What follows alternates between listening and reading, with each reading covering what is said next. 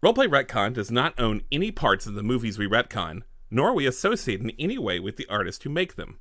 Also, while we're not the rowdiest bunch, we are adults goofing off, so we might say some things some people might not want their kids to hear. This series features music by Me. Check him out on thedarkpiano.com. Previously on the Dungeons & Dragons movie. As Norda scouts have picked up Damodar's trail, which leads to Damodar's fortress just outside of Izmir. Hey, look, this is where we live. I knew it. I knew that his secret lair was right outside of our city. You start going down corridors. You're making haste. You're not really watching where you're going. Mervin, you hear all this commotion, and you see your door fly open and a Goliath slam to the ground, and past him are your friends. My friends! Friends! See, I came back for you, just like you came back for me that one time. Well, I have a wand. I can cast spells, but I don't know if I can use a spell against a person. I mean, Thanks, Nails. And I'm gonna reach over and just squeeze his biceps a little. They are trembling. Because, as previously stated on this episode, he's never killed anything before. I'm gonna give him a big hug and a kiss on the cheek. You're doing great, buddy. And you turn around, and Damodar is standing directly behind Snails. His gauntleted hand clenched around Snails' throat. No, you let him go. I gave you every chance to avoid this. And he rams his sword through Snails' chest. No! And somehow you make it down the rope with Ridley still tucked over your shoulder. Please let me go. I have to save him. He's my brother. No!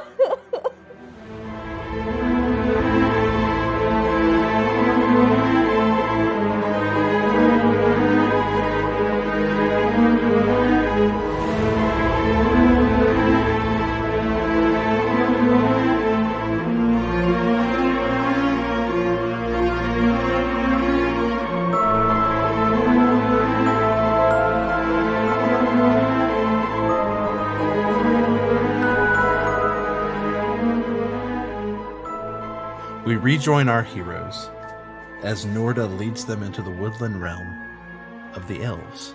There they meet the druid elf, Tom Baker. yo, for real? For real, for real.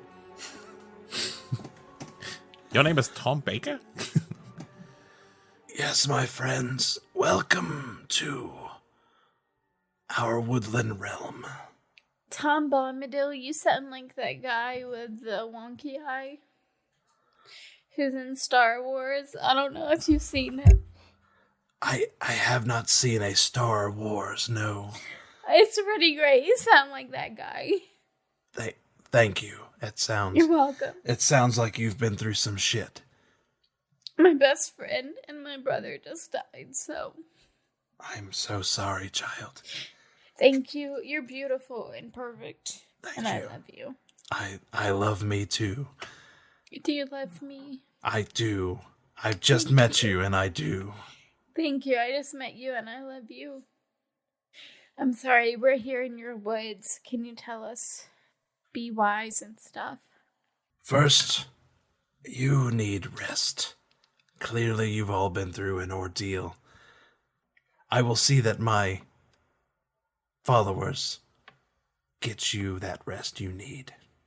And they come down and they lead you away into small chambers. The Woodland Realm is actually a series of large trees, and they've been hollowed out to make kind of cool houses. All the trees are are lit up and everything looks nice and wooden and pretty. And each one has a bed kind of carved out of the wood of the tree itself and then laid over with a mattress and blankets, and everything is very nice. And you all get a very nice sleep. During the night, Ridley, you have a dream. You're in a vast field. And it seems like nothing is growing. The grass is brown. There's dirt exposed everywhere. But a little bit further on, you see a massive egg. And it's in this strange nest. It's actually just a pile of rocks, but it can't be anything other than a nest. And you approach it. And as you do, the egg starts to slowly rock back and forth. And then it begins to crack. And then before you know it, it bursts apart. And there is born a dragon. A dragon? And as it emerges from the egg, life begins to blossom all around. The grass begins to grow and turns vibrant green. Wildflowers spring up all around. And as you stand in awe, the baby dragon stretches out its wings and takes to the sky. And then you wake up. And it's the next morning. And an elven attendant comes and brings you all out to Tom Baker. And I know it's a weird thing that I named him Tom Baker, but as far as I know, he doesn't have a name in the movie, and he's played by Tom Baker. So I've decided to just make him Tom Baker. That's great. Watch, we're gonna watch this movie, and you're gonna be like, "Oh, they say his name like 6 times." So yeah, they say his name like a lot, and I just never learned it. I'm an idiot. No, okay. Hey, Tom. Yes, my child. Are there any dragons in the area? There haven't been a dragon in these parts in an age. Why do you ask? I'm just wondering, dragons. I feel like dragons might be the key to a better future. Dragons are a magical force unto themselves. You see, when a dragon is born, it brings new magic and life into the world. Beauty. Beauty. Ferocity. All kinds of things. Are there any eggs? Do you know of any? I do not know of any eggs. I'm sure any dragons that would be hatched would be far to the north. Thank you, Tom. You're welcome, Ridley. You, mage. Yes, hello. What purposes do you have to bring yourself here? I don't know. Is it time to put the cards on the table? I suppose. We're looking for the Rod of Sevrille. We think we have both components we need to find the location of the rod. Let me caution you against this quest. See, when a dragon is born, it brings new life to this world, new magic. But when a dragon dies, well, as all things die, it's a great sorrow. But it has a lasting effect on the world around it.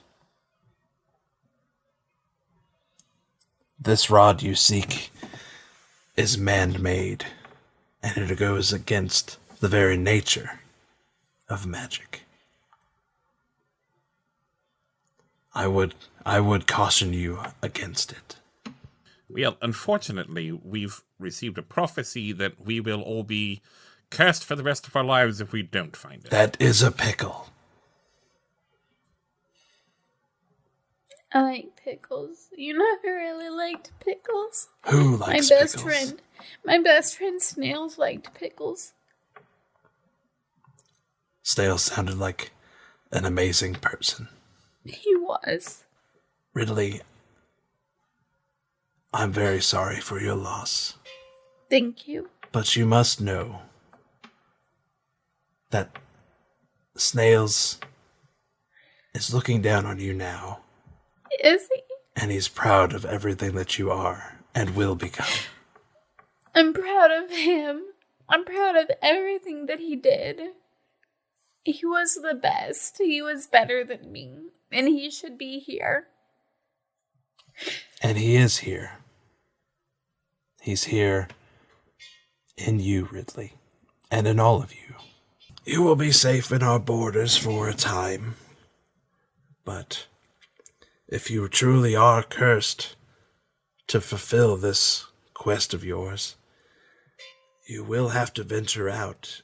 I also suspect that wheels that are turning in Izmir that we don't want to be turning. Whoever Damodar works for is surely moving against the Empress. What pieces of the puzzle do you have? Well, Ridley? We've got the map and the dragon's eye. Let me see those. And he takes them from you. Oh, okay, sure, go ahead. And he lays the map out on the ground.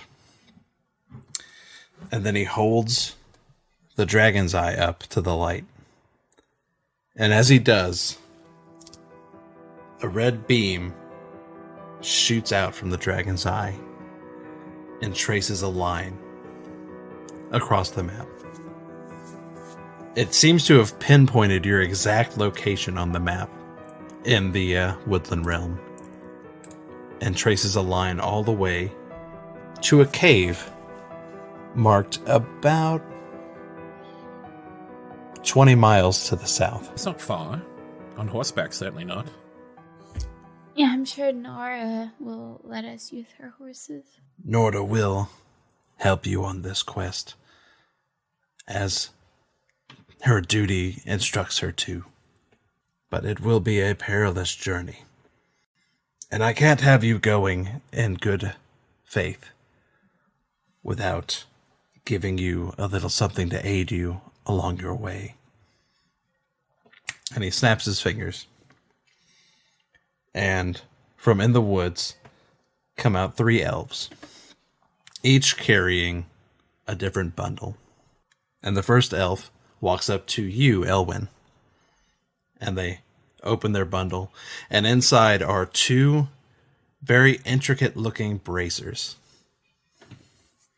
They appear to be made out of gold, and there's a faint aura about them. These are the bracers of defense. They will help guard you from those that seek to harm you. I pick them up and put them on. And they feel great, let me tell you. These feel great! What they do mechanically, to let you know, is they give you +2 to your AC. Sweet. Many thanks, Tom Baker. You are welcome, dwarf Elwin. And then the next elf walks up to you, Mervin. And they undo their bundle, which actually is the bundle itself. It's a cloak. What color would you like it to be? I like blue. All right. It's a blue bundle that turns into a blue cloak. And they hand it to you. It has a nice silver clasp on it. For you, Mervin, this is the cloak of protection. It will also protect you from harm. And maybe a little bit from yourself. Excuse me? I beg your unbelievable pardon? You're excused. And Mervin, this gives Tom, you I was going to say, Tom Baker, what does it do mechanically? mechanically, it gives you a +1 to your AC, and then a +1 to all of your saving throws. Oh, fun. And the final elf walks up to you, Ridley, and they have a rather long bundle. And they unwrap it to reveal a very ornate rapier. It's so beautiful. This, Ridley, is the rapier of... Can you guess? It's No. protection. Thank you. May this blade stay other blades that mean to harm you. Thank you. And mechanically, this acts as a +1 rapier, so you get +1 to attacks and damage. It also gives you +2 to your defense whilst holding it. Beautiful. Unfortunately, this is all I can spare apart from rather rudimentary supplies, rations and such, basic gear. But I think this will be all you need in your adventures. Thank you. You're such a wonderful person, and we truly appreciate your help. Your generosity is appreciated. You can pay me back by doing the right thing with the rod. Get some rest. You will have a long journey ahead of you. And the elves start to lead you away where you can rest and recuperate. But before they do, Tom Baker stops you, Mervin. Hey there, Tom. What was your name again? It's Mervin. Marilyn? It's Marilyn? Okay, I'm so glad we're doing this. I Mervin. suppose it's whatever you want to call me. I will call you Saracen. Saracen, Okay. I'm curious about what you mages think about magic. What mages think about magic? It's all we think about. But, I mean, how can you just rely on spells and not feel the magic inside of you? Well, I'm more of a scholar, really. So I suppose much in the same way, someone who studies gorillas is not actually a gorilla, even though they really love gorillas. Your point is well seen. But you must realize that there's more to magic, there's more to this world than study and academia. I mean, I understand that what we know about magic is not even 1/10 of 1/10 of it. That is true wisdom, to know that you do not know all there is to know. What are you driving at here, Tom? Why do you need me to know this? I'm just curious about you. I don't get to spend a lot of time talking to mages.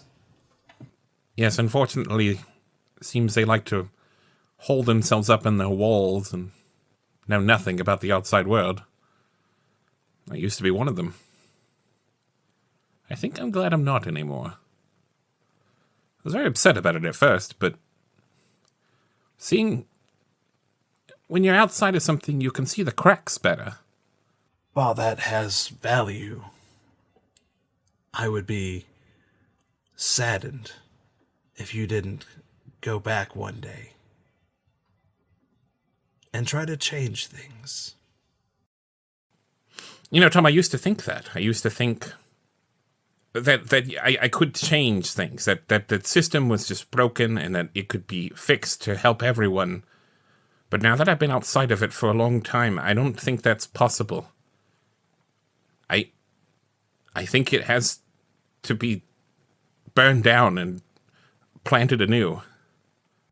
Burning down and planting anew as part of nature is still change. Yeah, I thought you might appreciate the nature metaphor.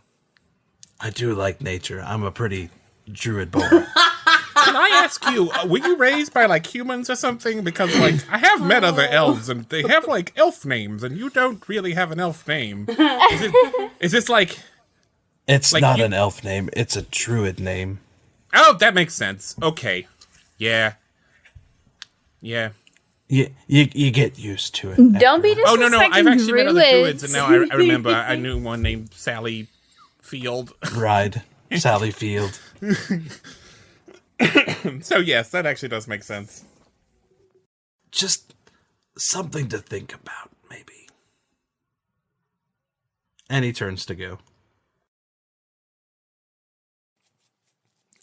Like, Mervin just kind of chuckles to himself, like, druids. And, I think, goes to find Ridley.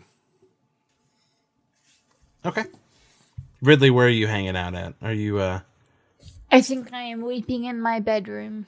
Okay. That's where you find Ridley. Come in, I guess. Hey. How are you? Not great, Hey. probably. Well, my best friend and brother just died, and now I'm in some, like, weird... Yeah, I'm so great. So great. Thanks for asking. How are you, buddy? I wanted to tell you that I appreciated what he did for me. What you both did for me. Snails was such a good person. He was thoroughly good. You know, like intrinsically good. You know, like a person who's good to the core. That's what Snails was. Master Vilden was like that. And you know what I am? Marlon, you know what I am? I'm like bad. Are you angry with me? No, I'm not angry with you. I'm not angry with you. You're perfect. You are also good. Everyone's so good. You're good. Snails was good. Elvin's good. I am not good. And I don't deserve to be here. Do you remember when I gave you my wand in the dungeon? Yes, and I didn't do anything with it. No. For a long time, I held the belief that anyone could do magic. But that's not right. Because thinking that anyone can do magic would mean that magic makes someone better. And it doesn't. It doesn't make anyone better. Magic's great. I love magic, but baking is great, and people who make cheese are great, and people who raise horses are great. And magic is not what makes someone great. People who put their lives on the line for the people are people who are good. And both you and Snails did that for me. You came back for me. And I think I would do it again. But there are bad people in the world. Yeah, like that guy who murdered my best friend. I suppose we have other business to take care of first, but if we were to kill him, is that something you would want to do? I just want my best friend back, you know? I just want everything to be good. I want everyone to be happy. I don't want anyone to be hurting or oppressed or starving in the street. I didn't want any of that. And Snails was that. He was starving in the street, and we found each other, and we lifted each other up, and now he's dead. I don't know if we can do all of that. But I think if we find this rod, and we get it to the Empress, we can really make a world where a lot of that is better. I think we have an opportunity here to actually do something to make things better. I think Snails knew that. Will you still go with us? Yes, I will still go with you. And I will make things better for the little kids who are like snails, and I will make a better world I will make a world that snails would have wanted to live in, and I will still go with you.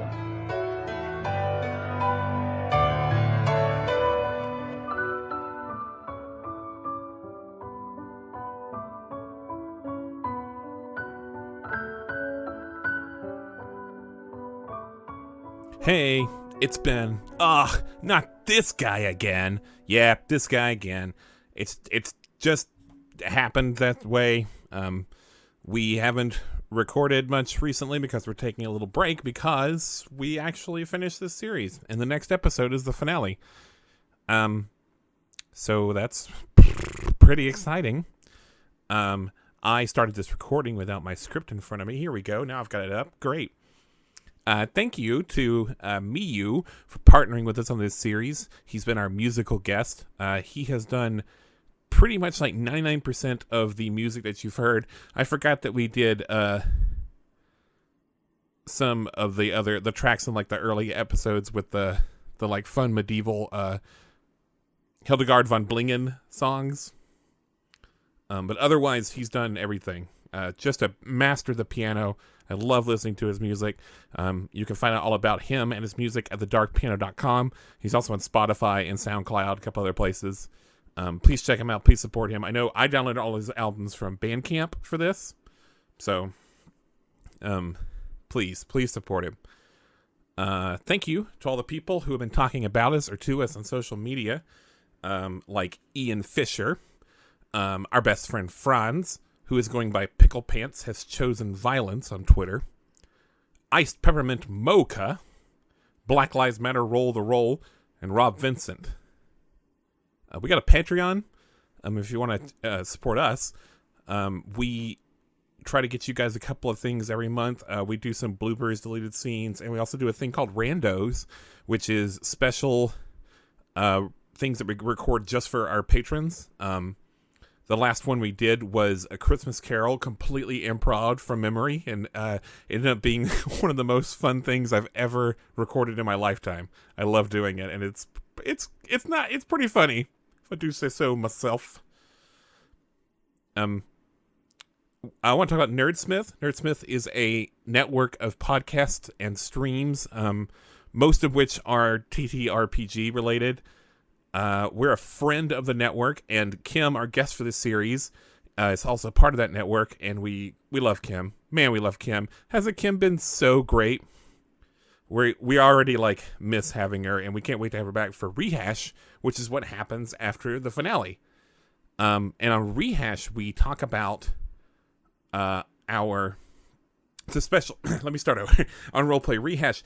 It's a special episode where we kind of have a wrap party episode. We talk about how we did and how we think our thing stacks up to the original movie, and we actually talk about the original movie some.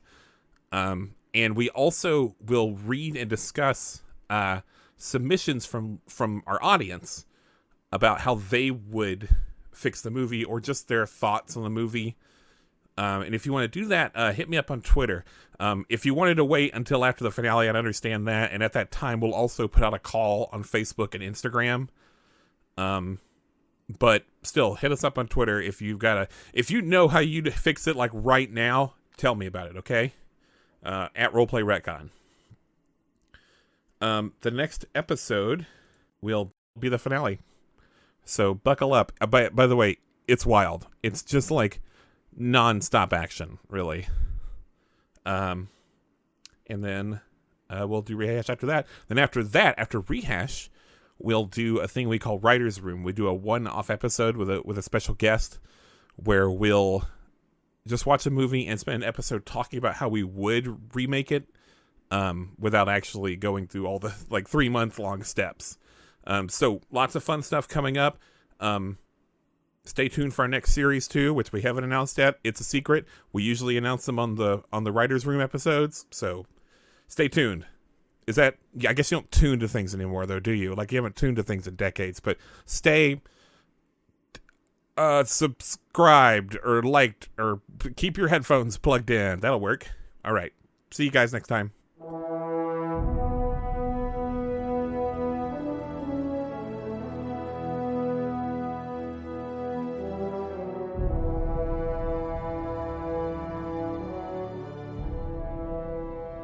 And Norda comes to each of you and says,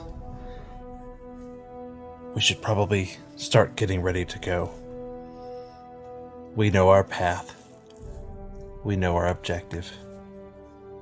We can get the rod and hopefully end this war before it starts." We'll need to ride hard. We could be under an eye of some sort. I think we're safe here, but once we leave the safety of the village... 20 miles isn't much, but we need to go fast. Norda, do you have fast horses? The fastest in the kingdom. Excellent. Once we get the rod, Ridley, we can find justice for your friend. Thank you for saying that. So is Norda, like, with us now? Did Norda... Yeah, Norda's like with you. Partying up? Okay, cool. So, well, bye, Tom Baker. It was nice to meet you. Goodbye, Yes. Marlin. Well met indeed. Bye, Tom. Goodbye. Goodbye, Ridley. Goodbye, Elwin. May the winds speed you along your path, like a leaf blowing in the breeze on a path. What? Thanks. I get lost sometimes. It's I okay. I apologize. understand. Me too, buddy. Druids, man. You gotta love Druids. Words are difficult. They're all like you this, know. by the way. And you set off. You make your way out of the forest, and you ride hard. What's my horse's name? Your horse's name is Ethelfaf. Ethelfaf. Cool. No, that's a good horse name. Be a weird person name, but it's What's a great... my horse's name? Your horse's name is Drimbledew. What's my horse's name? Your horse's name is Craig. You ride throughout the day. And toward evening time, you arrive at the destination on the map, a cave shrouded in forest, and there's really not a lot to mark it. It's just a plain-looking cave. Well, Mervin's never seen a cave. So this is pretty cool for him. It's like rock holes. It's got stalactites. But no mites, though. Time is not our friend, so I guess we should just go in. I'll lead the way. Oh, thank God.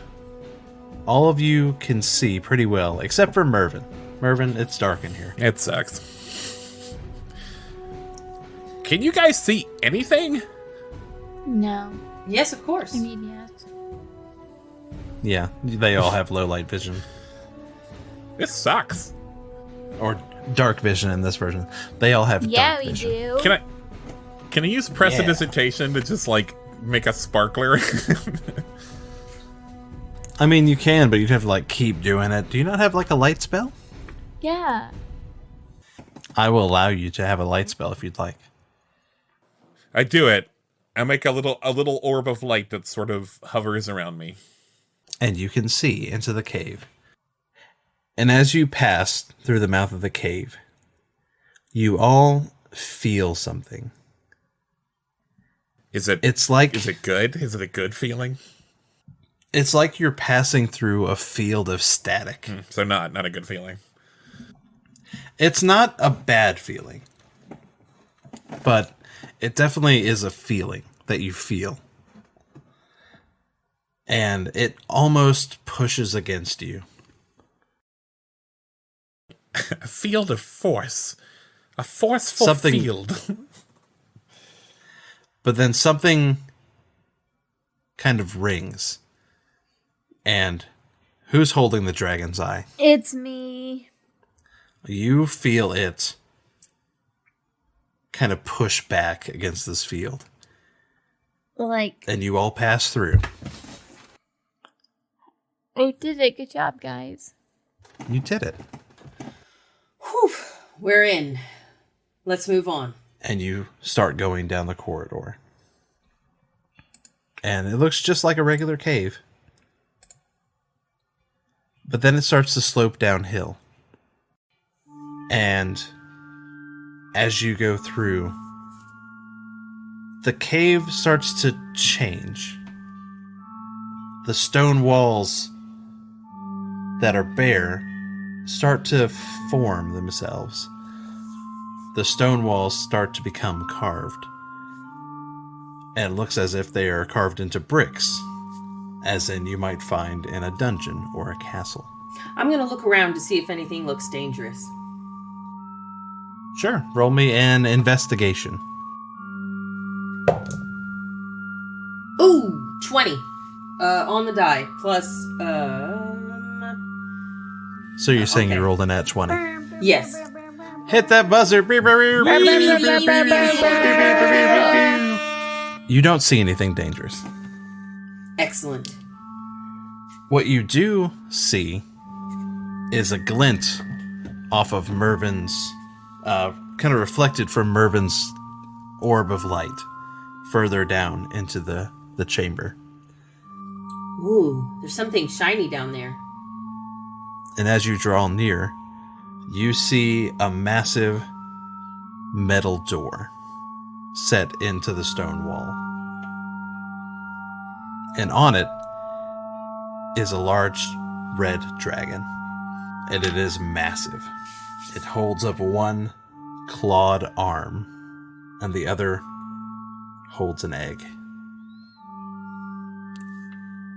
And it has one large red eye, and the other is an empty socket. Ridley? Doors are your area of expertise, I believe. Yeah, they are. Can I roll an investigation? Sure, roll an investigation. 7. 7. Ridley, you don't see anything to be wrong with the door. If you're looking for traps, you don't find any. Okay, but maybe I should do lore instead. Tell you what, roll me an insight. Well, that is a 14. You are looking at this thing, and you notice that the one red eye that's up there is roughly the same shape and size as the eye of the dragon. Oh, I feel like I'm supposed to put my eye of a dragon in there. I'm going to stick it in the door. I'm going to stick it in there. Well, that makes a lot of sense. So it's a little high up. I assume you'll have to get a boost from Elwin. Happily. Elwin, thank you. And Elwin boosts you up, and you place the eye of the dragon into the empty socket. And as you do, it glows a bright, striking red. Ooh, that's pretty. And the door begins to rumble. And it opens in to reveal a large, large room filled with riches. Oh, riches. There is gold piled everywhere. Coins, necklaces, bracelets, cups, bowls, more necklaces. It's just, there are gems and there are fancy suits of armor. The whole room is filled. Wow. Nice. Are there any rods? Roll me... That'll be a perception check. Roll me a perception check. Everybody give me one. Everybody. For old time's sake. You know what? I really could just do a detect magic spell. I mean, if you'd like to, go ahead. 22. 17. 17's good. 22. 22 is better. Numerically, yes. I got a 13. You got a 13, which is the worst. Great. But still good enough. You all see at the far, far end of the room is a rod. It's being held by a skeleton that is suspended up in the air, hanging from some sort of contraption. How far up in the air? It's about 4 feet off the ground. It's not very high up, no. Unless you're a dwarf. Mage hand. And I'm going to attempt to wriggle this rod out of the skeleton's hands. As your mage hand goes forth into the room, it dissipates. Uh-oh. That's no good. I think this might be a no magic zone, fellows. Well, how do we get past that? I think with our hands and our feet. I see. And our butts. Is there anything... The same thing you've done your entire life without magic, I suppose. Is this something that I could climb? You feel like it would be very fragile. Let me give a good description of it. The skeleton is hanging on... It's almost like a dream catcher hanging from the ceiling. So imagine a dream catcher, and then a skeleton is like at the center of it, and then he's holding a rod. Oh, you know what? I think this is fine. I think this magic field is just here so that no one can detect the rod with find locate object or something like that. The only way to find it is with the map and the dragon's eye. Look, I'll just walk up and look, I'll just pluck it right out of the hands. It's just 4 feet off the ground, and I just use my actual mage hand. My mage's hands. My hands the hand of the mage. Mage named Mervin. And I attempt to wriggle the staff out of the skeleton. As you reach up and grasp the rod, the skeleton snaps to attention. Yeah, it's never that easy, is it? Who seeks the Rod of Sevrille? Oh, hey! Have we spoken before? I don't think so, no. You're not? Okay. Thought you were maybe... my name is Mervin. Hi. Don't let anyone tell you differently. I wasn't going to, no. Well, you'll see. This is and these are my friends, Elwin and, Ridley. Nice to meet you. Pleasure's all mine. Norda's probably back there skulking in the shadows somewhere. I am not skulking. Do you need to know more than that? Why do you seek the rod? Oh, boy. It is a complicated political reason, but basically we think a Illuminati-style cabal of mages are attempting to rule the world through fear and death, and we are going to give this rod to an empress that we think will not let that happen. Sounds like my kind of guys. Well, you're dead, and so I'm going to take this now. Be warned. Those who seek to use the Rod of Sevrille shall suffer a terrible fate. Well, wait, now hold on a second, because we were told by a map that if we didn't seek the Rod of Sevrille, we'd have a terrible fate. It's one of those catch-22 situations. Yeah, a cursed if you do, cursed if you don't kind of thing. Yeah, that's how we built it. Well, we're not actually looking to use it. I think it's more of a... Keep it away from the bad guys. Like a nuclear deterrent. Like a nuclear deterrent. I don't know what that means, but yeah, you know, the best weapon is the one you don't have to fire kind of thing. Yes. Although I hadn't considered that we rather like the person we're going to be giving this to. Well, it did me a load of good. And his hands relax, And the rod comes away in your hands. Ooh, it's heavy. It is heavy.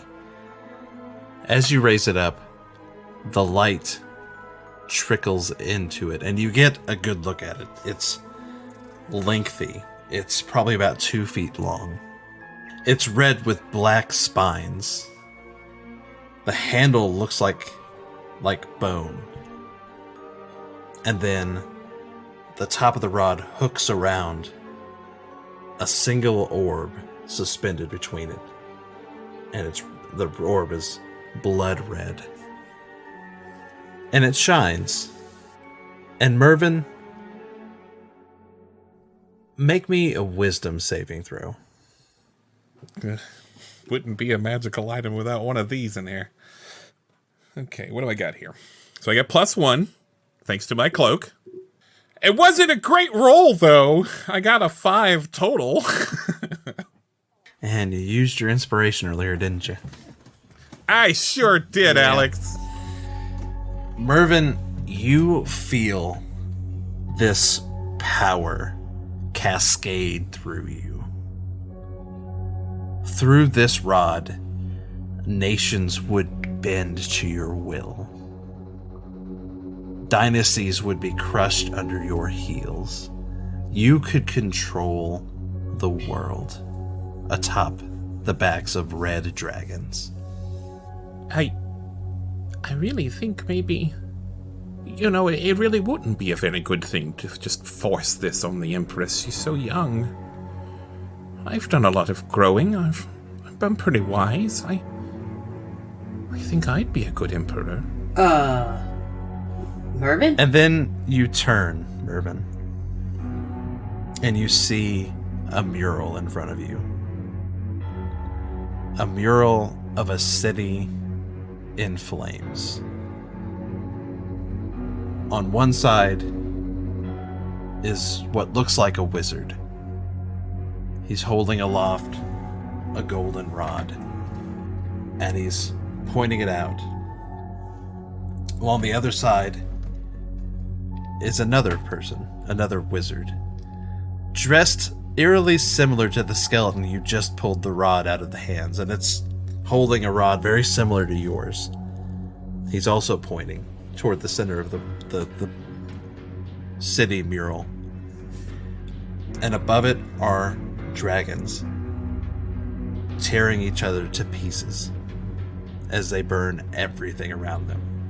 Mervin grips the rod in his hands, and he whispers, "Burn it down." You hear the voice of Tom Baker. You can pay me back by doing the right thing with the rod. And you feel like yourself again, but with a shadow. Guys, I'm not sure this is a good guy rod. Like, even just sort of looking at it, it doesn't seem very... What happened?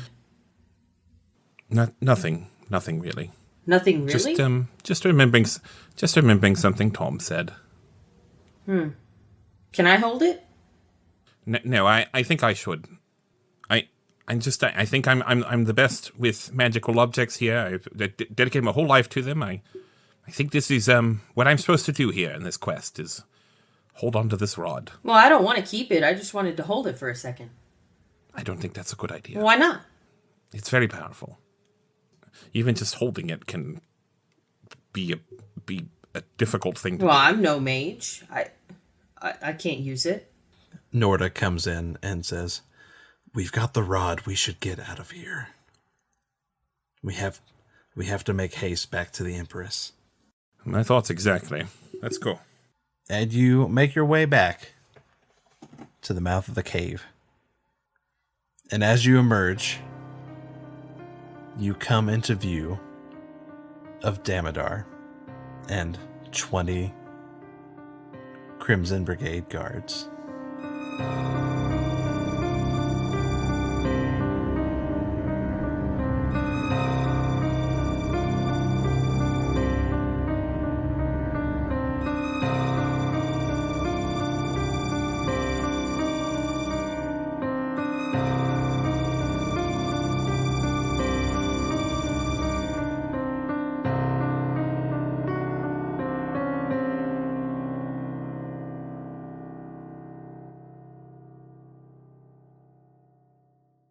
Wait, what is happening?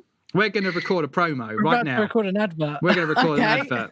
Hi, we're the D&D show, the Dungeons and Dragons. No, Fuck somebody it, else's dude. go. Job done. We are a Dungeons and Dragons actual play podcast, though sometimes we don't play Dungeons and Dragons. Sometimes we play other games like Call of Cthulhu. That's about all we've done so far. Scratch that, take 4. Hi. How are you a dickhead? You're a dickhead. Hi, my name's Luke. I'm the host of a podcast called The Dice and Die Show. What do you do? Well, largely we just play D&D, Dungeons and Dragons, but sometimes some other stuff too. We also talk shit for half an hour, talking about films, movies. They're the same as films, really. But yeah, we talk about we play Dungeons and Dragons. It's an actual play podcast. If that's your thing, then check us out. The Dice and Die Show, D&D show. Give us a listen. See what you think. Boom. That is one of the I'm most sure I confusing can- promos I've ever heard in my entire life.